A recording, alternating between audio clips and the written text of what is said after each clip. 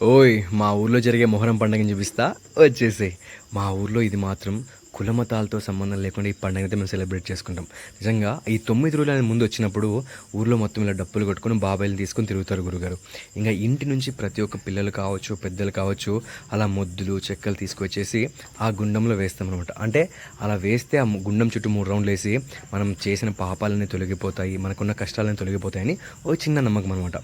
ఈ బాబాయిని ఎత్తుకోవడానికి మేము చిన్నప్పుడు ఎన్ని కష్టాలు పడేవాళ్ళము నిజంగా. ఎందుకంటే అంటే ఒక్కొక్కరికి ఇస్తారు, ఒక్కొక్కరికి ఇవ్వరనమాట. బట్ చాలా అంటే చాలా ఇంట్రెస్టింగ్గా ఉండేది అది ఎత్తుకోవడానికి, చాలా నిష్ఠగా కూడా ఉండాలన్నమాట.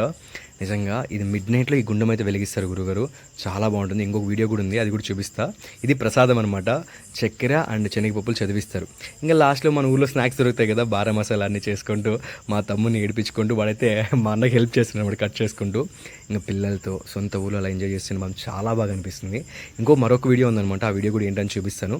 అంతవరకు అయితే ఇలాంటి వీడియోస్ కోసం మన పేజ్ని ఇప్పుడే ఫాలో అవ్వాలి మరి.